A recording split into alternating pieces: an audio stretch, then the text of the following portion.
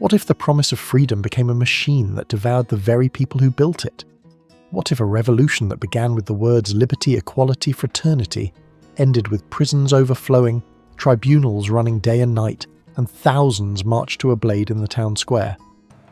In the 1790s, France is not just changing its government, it is tearing up the script of European history.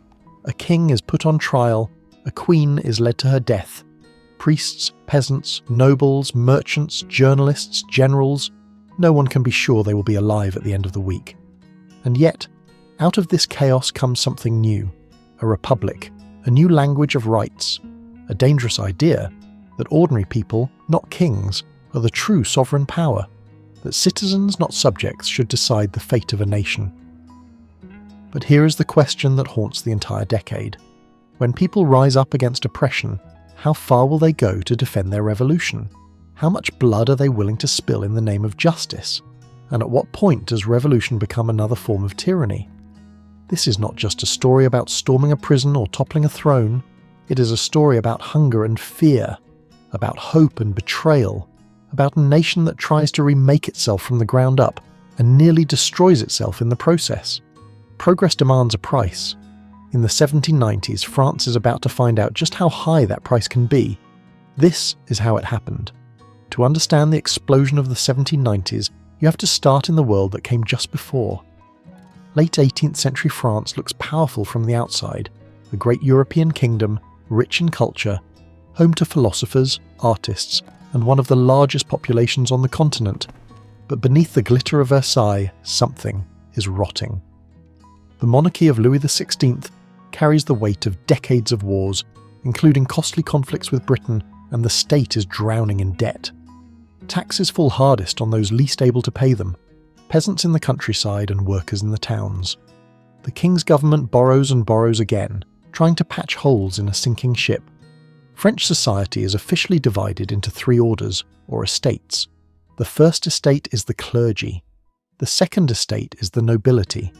And everyone else, from wealthy merchants to landless labourers, belongs to the third estate, which makes up the overwhelming majority of the population. Yet this third estate carries much of the tax burden while having the least political power.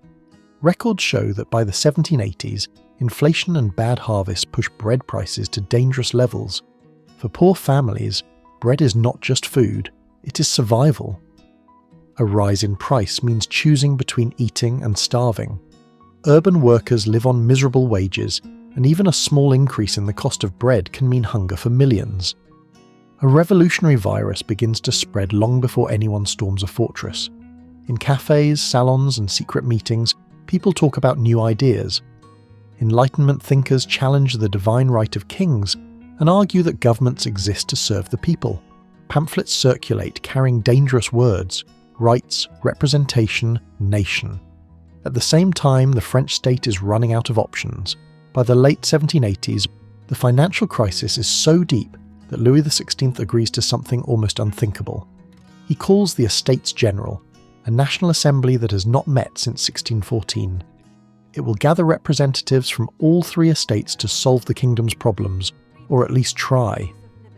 The date is set for May 1789, and no one realises just how impossible it will be to put this genie back in the bottle.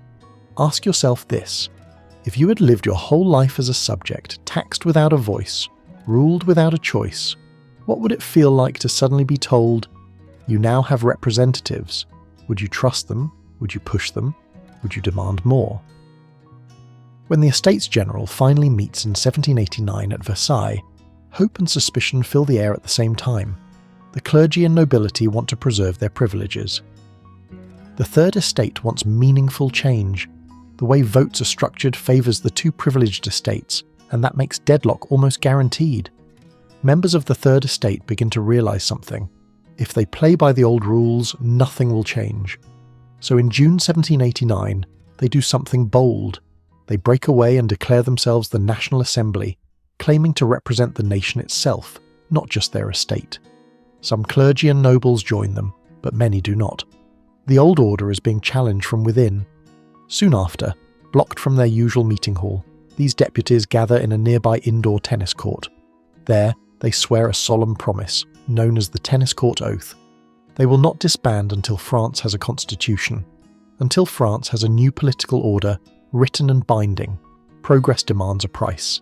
And now, the bill is starting to arrive. While politicians argue and write oaths, the people of Paris are restless.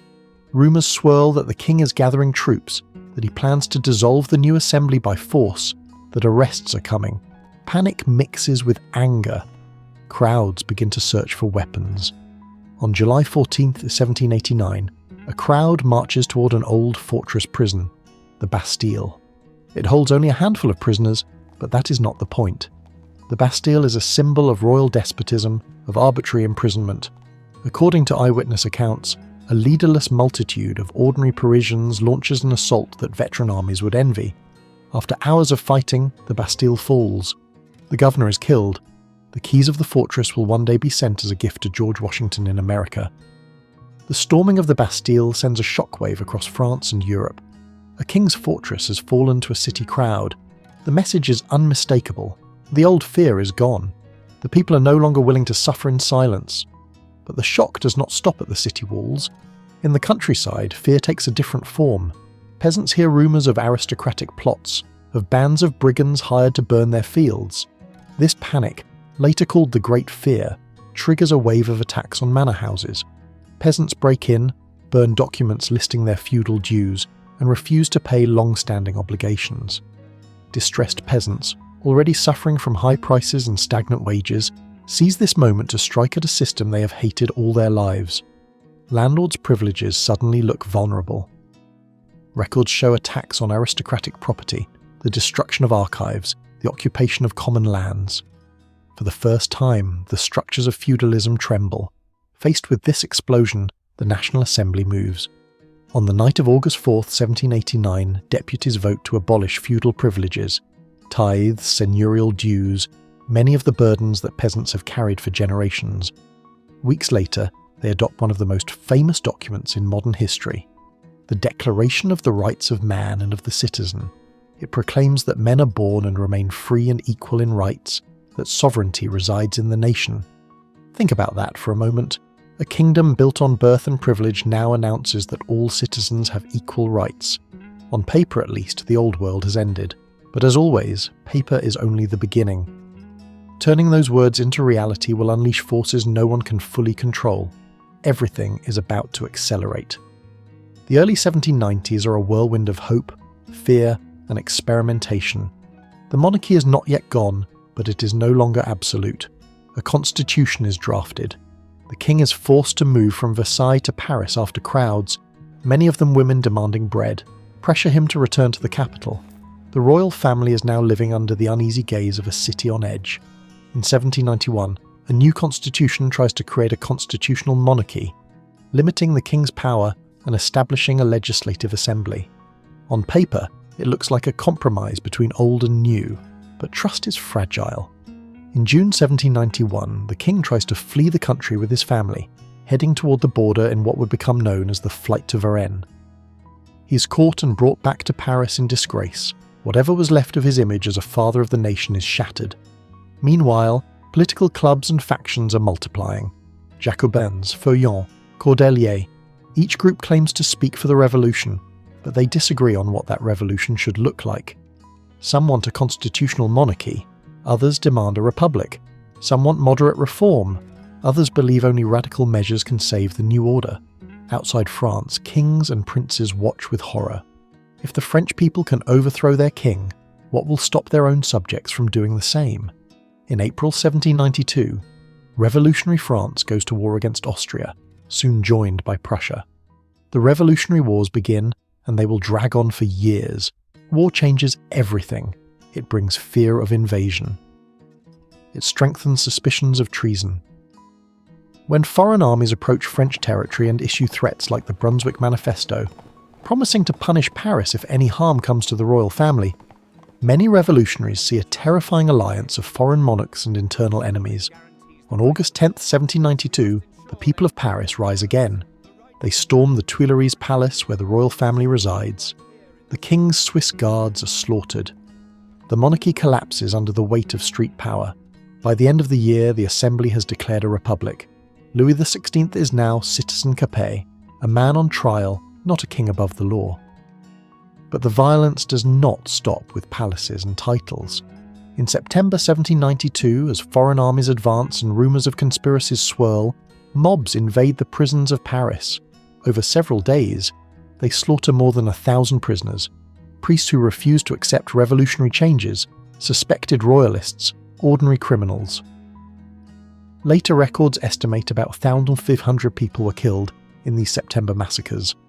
One observer would later describe such scenes as hell on earth. Here is one of the darkest questions of any revolution. When you are convinced that enemies surround you, how far will you go in the name of survival? How many rights are you willing to suspend? How much blood are you willing to spill to protect the dream of a better world? In January 1793, the revolution crosses a point of no return. Louis XVI is tried for treason by the new National Convention. Deputies debate through the night. They vote one by one on his fate. The verdict, guilty. The sentence, death. Within days, the king is executed. Later that year, his wife, Marie Antoinette, will follow. The execution of the king sends shockwaves across Europe. Monarchs see it as a declaration of war on the very idea of kingship. Coalition armies tighten their ring around France. Inside the country, rebellion flares, especially in regions like the Vendée, where deep religious faith and royalist loyalties run strong. The revolution that began by challenging privilege now faces an existential crisis. Surrounded by enemies, torn by internal uprisings, it must decide what it will do to survive. The answer will give birth to one of the most infamous chapters in the history of France. Progress demands a price, and the revolution is about to pay it in blood. The year is 1793, and the revolution stands on a knife edge. The new republic is at war with much of Europe. Inside its borders, uprisings break out against conscription, against religious changes, against the radical politics of Paris. The National Convention, the revolutionary parliament, is bitterly divided. Into this chaos steps the Committee of Public Safety, a small group of men given extraordinary powers to defend the revolution.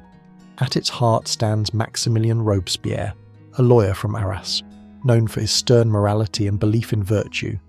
He sees the revolution as a sacred mission. To protect it, he believes, harsh measures may be not only justified, but necessary. Historians debate exactly when the period known as the Terror begins. Some point to the creation of the Revolutionary Tribunal in March 1793. Others look to the bloody September massacres in 1792. Some draw a tighter boundary, from the law of suspects in September 1793 to Robespierre's own execution in July 1794. But whatever date you choose, one thing is clear. By late 1793, the machinery of repression is running at full speed. The law of suspects casts a very wide net. Anyone deemed an enemy of the revolution, royalists, priests who reject the new order, former nobles, hoarders, political rivals, can be arrested. Suspicion itself becomes a crime. Trials grow shorter, sentences harsher. The guillotine becomes a daily spectacle, a symbol of swift and supposedly equal justice.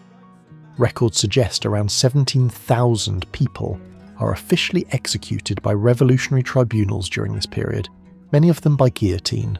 Thousands more die in prison or are killed without trial, especially in civil wars like the brutal conflict in the Vendée. In that region alone, historians estimate that around 170,000 civilians may have perished as Republican forces, including the infamous infernal columns, devastate the countryside.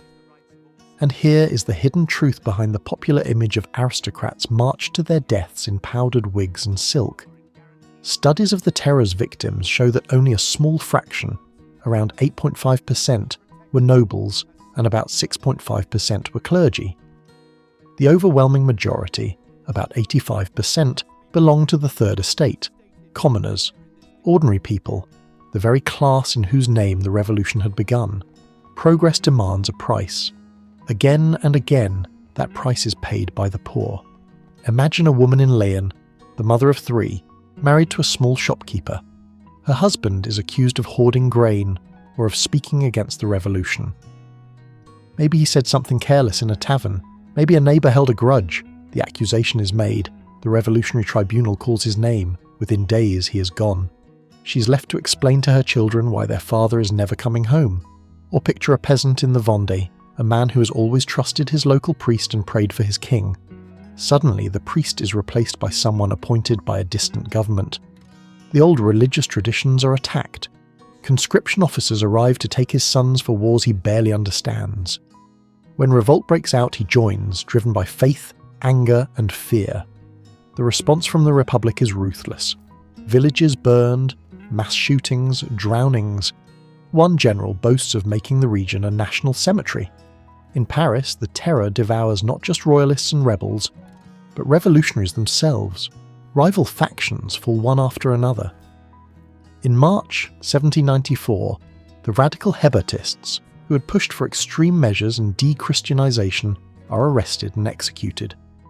A few weeks later, in April, it is the turn of Georges Danton, once a leading revolutionary voice, and his ally, the journalist Camille Desmoulins. Danton had started to call for an end to the terror, for clemency. He goes to the scaffold insisting that his name will outlive his enemies. By the summer of 1794, fear is everywhere. A new law in June, known as the Law of 22 Prairial, speeds up trials even further and removes many of the accused's rights. It marks the beginning of what some call the Great Terror. In just a few weeks, more than 1,000 people are executed in Paris alone, an average of about 30 a day. One prisoner writes in his cell, "I cannot endure much longer." Another witness says that the streets feel like a procession of the condemned, one cart after another rattling toward the guillotine. The air is thick with denunciations. Silence becomes a survival strategy. Saying nothing is safer than saying the wrong thing.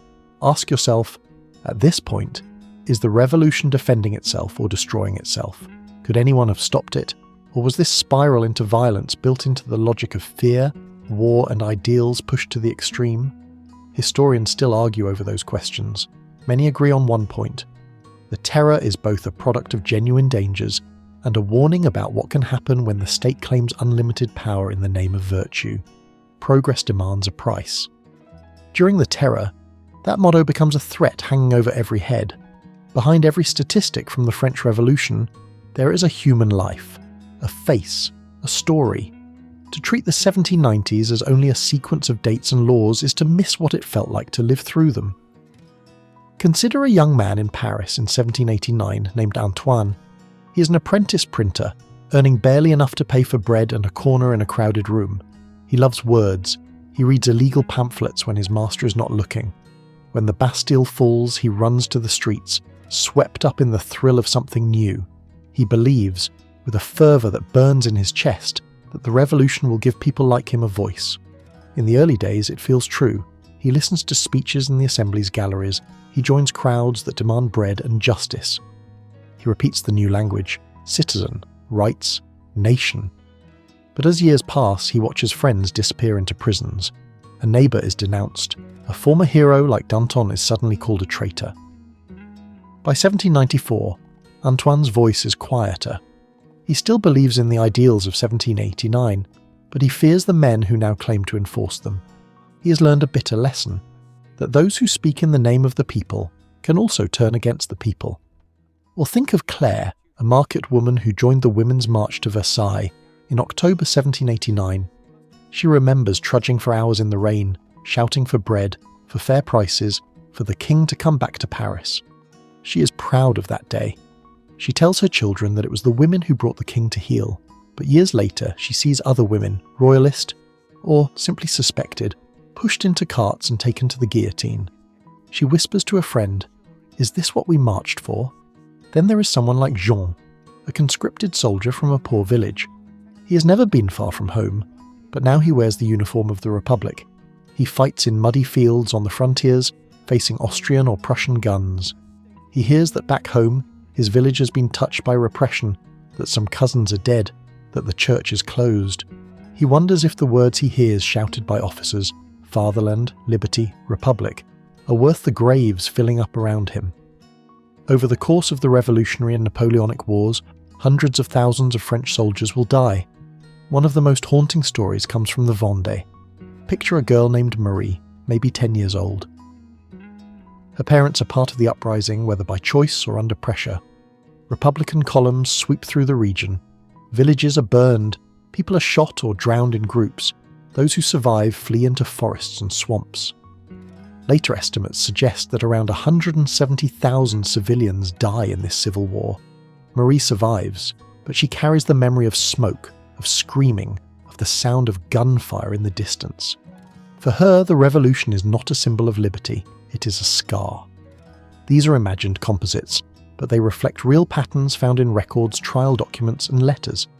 Diaries from the time mention fear of denunciation, grief over executions, and a deep sense of uncertainty. One citizen writes that he no longer recognizes his own country. Another says, "We wanted to be free. We have become executioners and victims."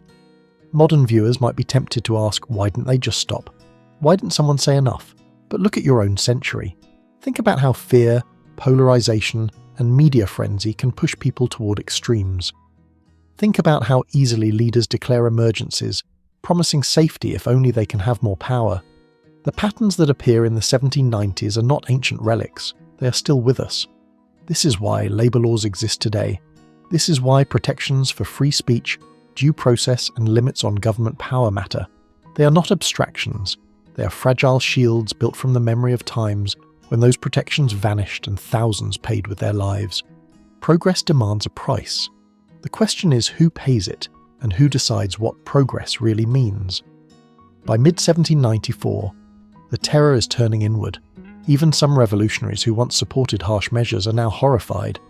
Deputies whisper that if Robespierre can denounce former allies like Danton, anyone could be next. Fear begins to shift, from fear of royalist plots to fear of the Committee of Public Safety itself. On July 27, 1794, a day known in the revolutionary calendar as 9 Thermidor, the balance finally tips. In the National Convention, Robespierre tries to speak, but opponents shout him down. He is declared an outlaw.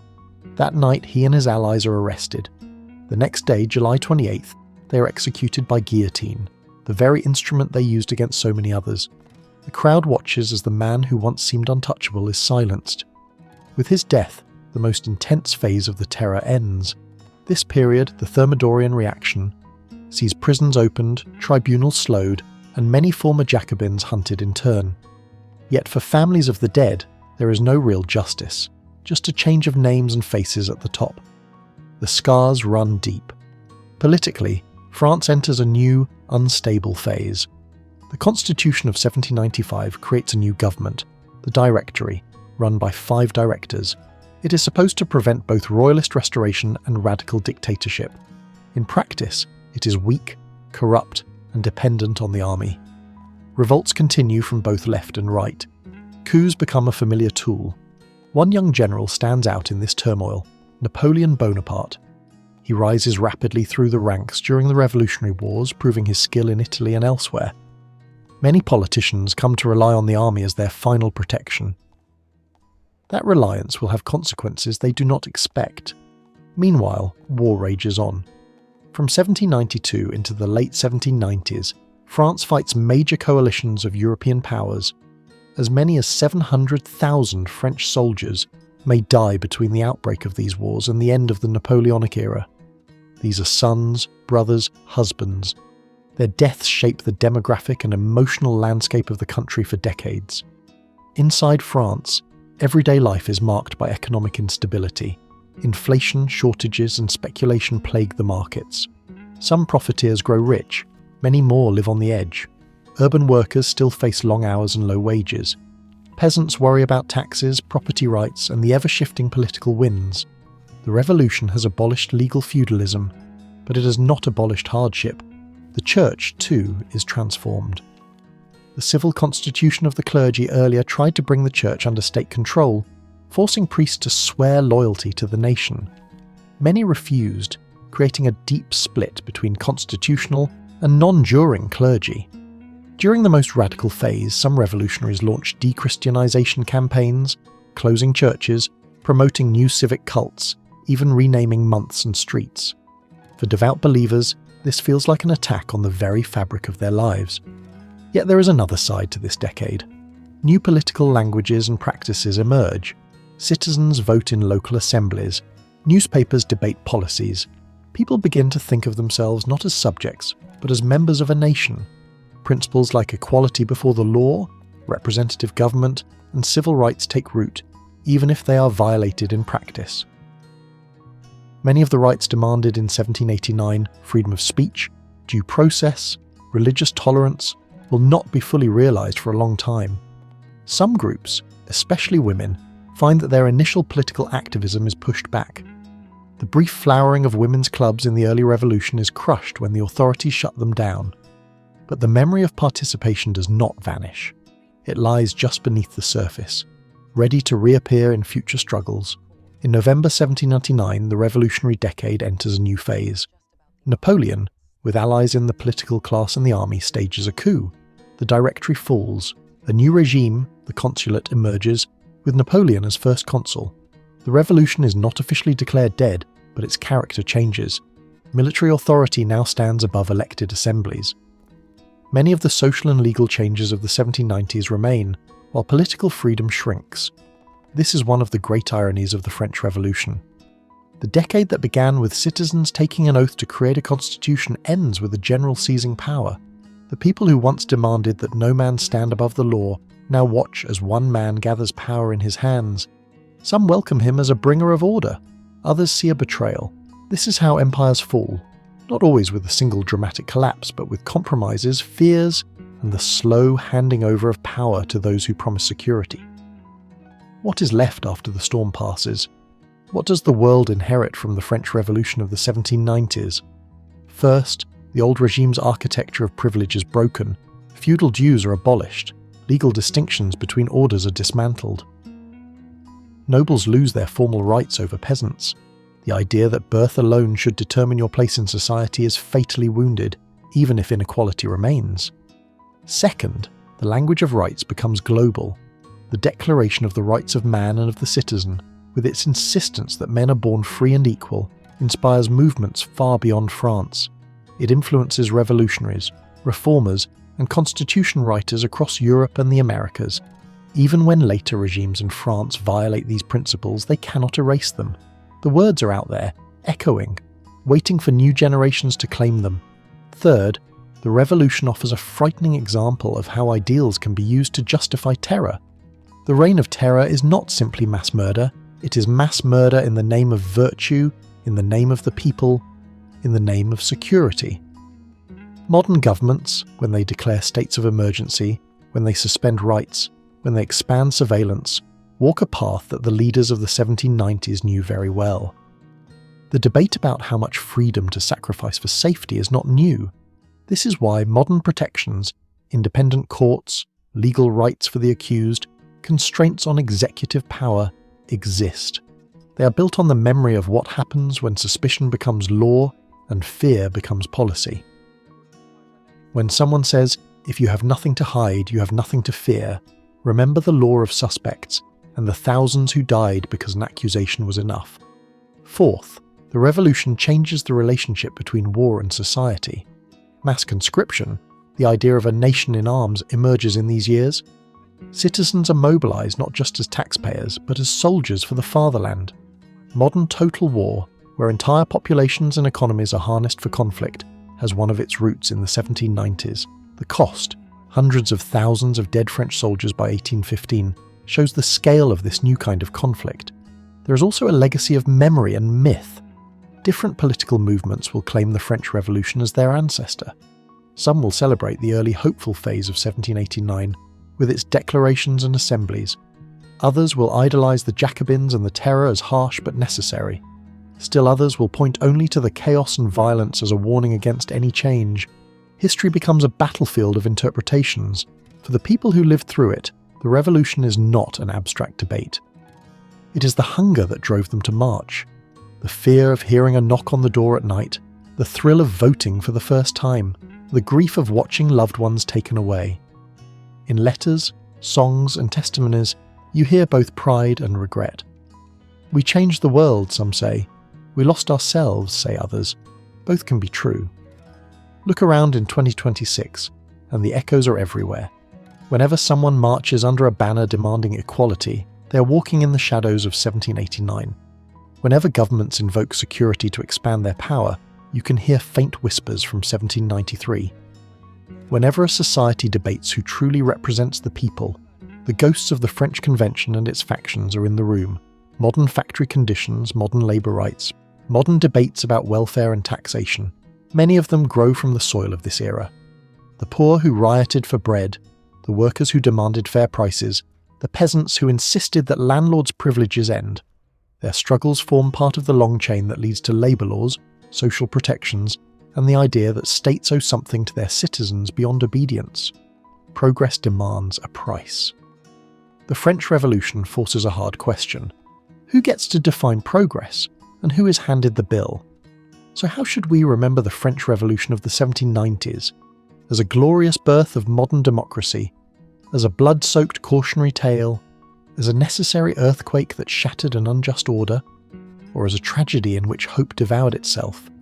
Maybe the most honest answer is that it is all of these at once. For 10,000 years, most humans lived under rulers they never chose. Their lives were shaped by decisions made in palaces and courts, far from their fields and workshops. In the 1790s in France, that ancient rhythm breaks. Ordinary people, peasants, workers, clerks, women in markets, young men in clubs, suddenly discover they can act as a collective force. They can topple a king. They can rewrite the law. They can demand rights, not as favours, but as something owed. That discovery does not come gently. It comes with famine, civil war, executions and fear. It comes with mistakes, betrayals and crimes committed in the name of justice. It comes with a machine that never seems to stop, a revolution that keeps demanding more sacrifices, more enemies, more purity. And yet, after all the blood and ruin, something endures. The idea that power should have limits. That the people have a voice. That rights exist above kings and ministers. That citizens are not children, but adults capable of governing themselves. Those ideas will not die with any one regime. Look again at your own time, at protests in city streets, at online campaigns that bring down powerful figures, at arguments over surveillance, inequality, and the role of the state. The questions that burned in the 1790s are still burning now. Who rules? In whose name? With what limits? At what cost? If you had lived then, if you were Antoine the printer, Claire the market woman, Marie in the Vendée, or Jean in the army, what would you have done? Would you have marched to the Bastille, joined a club, signed denunciations, hidden your opinions? Could you have resisted the tides of fear and hope that swept through your streets? This is how empires fall. Not just when palaces burn, but when people change what they believe about legitimacy, justice, and themselves. The French Revolution did not just topple a king. It toppled a way of thinking about power that had stood for centuries. Progress demands a price. The men and women of the 1790s paid it with their hunger, their courage, their terror, and their blood. They left behind a world that could never again pretend that kings ruled by unquestionable right. They also left a warning, that those who speak in the name of the people can become as dangerous as the tyrants they replace. So the next time you hear the word revolution, remember the decade when France tried to reinvent itself. Remember the bread riots, the declarations, the guillotine, the wars, the votes, the whispered prayers, the shouted slogans. Remember the promise and the terror intertwined. Because the story of the French Revolution is not locked in the 1790s. It lives in every argument about freedom and security, in every struggle against injustice, in every moment when ordinary people decide they will no longer accept the world as it is. This is how empires fall, and this is how new worlds begin.